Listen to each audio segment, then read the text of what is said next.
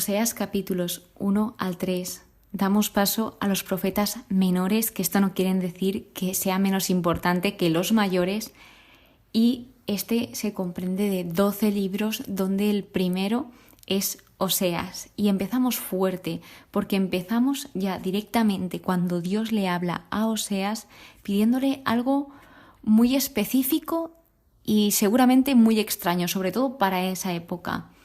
Y quiero que te pongas en situación. Ahora métete en el personaje y te voy a hacer una pregunta que seguramente hayas leído en el nombre del episodio. Tú ahora, imagínate, estás tan tranquilo y de repente Dios se dirige a ti y te dice: toma a una mujer dada a la prostitución por esposa. ¿Qué harías? ¿Qué decidirías? ¿Irías a por ella y realmente te casarías con una persona que estuviese dada a la prostitución, o dirías que no directamente? Pues bueno, si no fuese poco, te planteo otra cosa. Y es que imagínate que finalmente te casas con ella y ella prefiere a otros muchos antes que a ti. Se va con otros antes que estar contigo. Te rechaza literalmente. Y aún así, Dios te vuelve a hablar y te dice: disponte de nuevo a amar a una mujer que ama a otro y comete adulterio. ¿Qué harías en este caso? Que aun pasando de tu cara, te dicen: ámala de nuevo, aunque te cueste hacerlo. Pues de esto va un poco este libro, y lo que hace este matrimonio es simbolizar ese amor que Dios nos tiene a cada uno de nosotros. Es un símbolo profético, el matrimonio de Oseas con su esposa Gomer. Dios, a pesar de que nosotros prefiramos a otros amantes, a otros dioses, a otros ídolos, Él siempre lo da todo por nosotros. A pesar de que nosotros seamos infieles y le rechacemos, Él sigue yendo a por nosotros, intentando darnos la mano, ayudarnos, salvarnos. Y lo que más se muestra aquí es ese amor que nos tiene, ese amor incondicional, tan inmenso, tan inexplicable, porque la primera parte hoy en día está mucho más normalizada. Cuando esto se escribió no estaba nada normalizado. Hoy en día sí que he escuchado a muchas personas que sí que estarían con una persona dada a la prostitución o que ejerza esto. Pero la segunda parte ya no sé yo qué decir, porque una cosa es que, vale, digas, respeto la primera parte, pero la segunda, ojo, porque si a pesar de respetar todo esto pasa de tu cara y realmente no te quiere,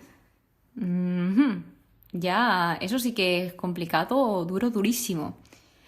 Pero bien, vamos a introducir este libro como debe ser. Primero, el autor, según busqué y según las fuentes que he ido extrayendo, es el mismo Oseas.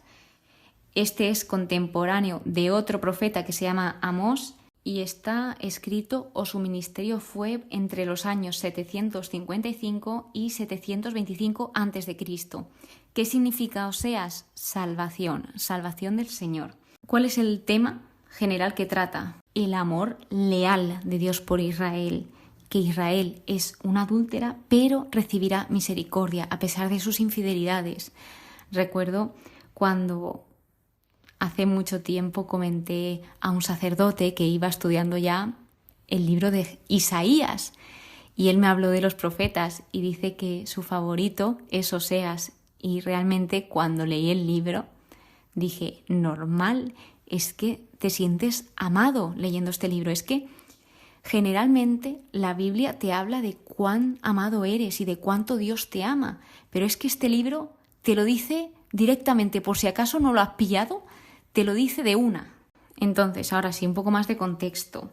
Profetizó en el norte, que el norte era Israel, el reino del norte era Israel y el reino del sur era Judá. Entonces, Oseas estaba en el reino del norte cuando reinaba Jeroboam II, de los años 783 al 743, que Jeroboam II fue uno de los peores reyes de Israel. Además, la política del norte estaba condicionada por los cambios violentos de dinastía. Hubo 4 reyes que fueron asesinados en solo 15 años. Y además también estaba la invasión asiria, esa amenaza de que iban a invadirles.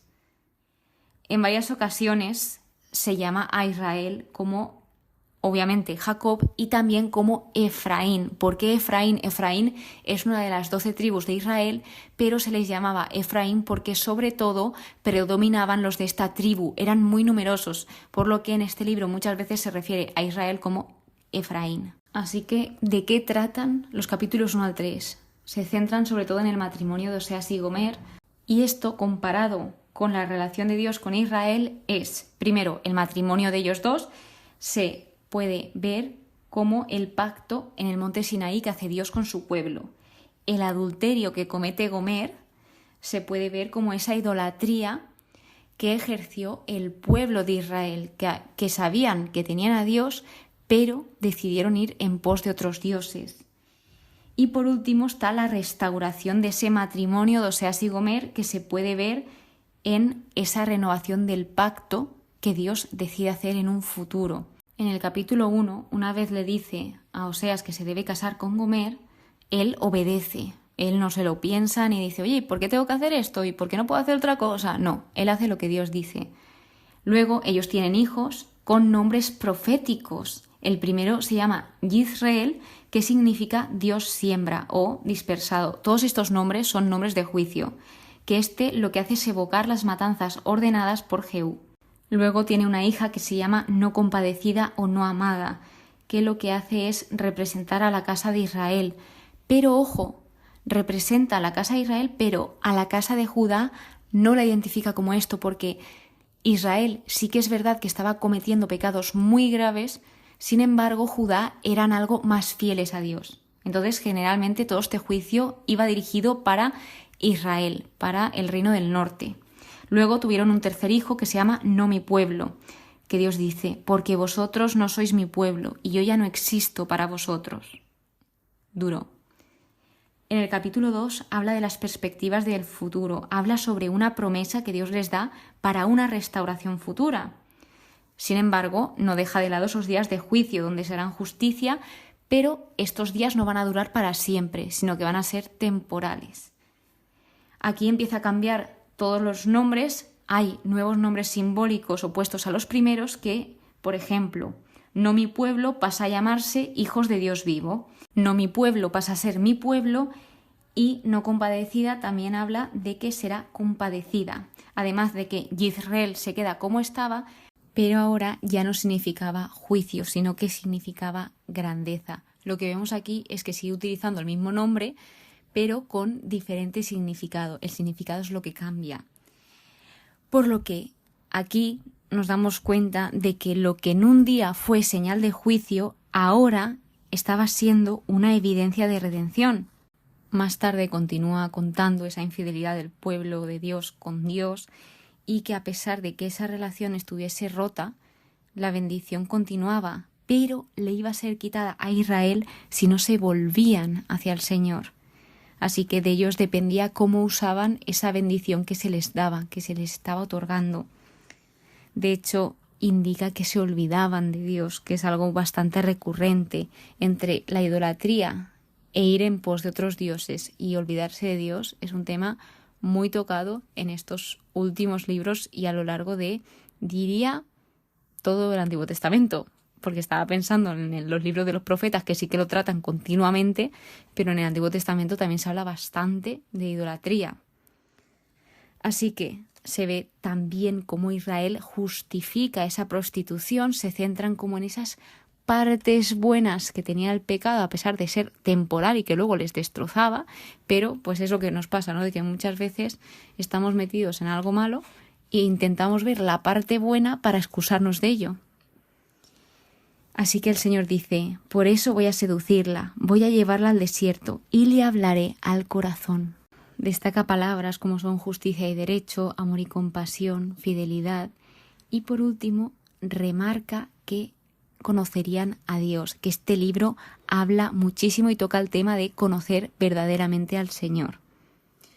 Vuelve a tratar el cambio de nombres, que ya no iban a ser como nombres de no compadecida, no mi pueblo, sino que iban a ser todo lo contrario, se les iba a dar otro significado que provenía de esa bendición, de esa restauración completa.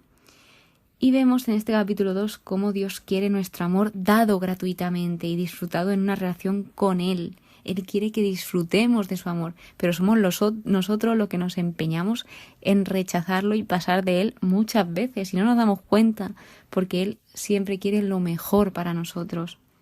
Por último, el capítulo 3, este también es duro pero muy bonito, habla de que el amor está mucho más allá o fuera de nuestra voluntad. O sea, es dirigido a amar, aun siendo difícil.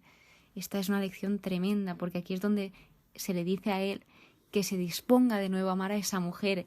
Y ya no solo eso, es que ya no solo tiene que intentar volver a amar a alguien que le ha sido infiel, sino que además de eso tuvo que pagar por ella.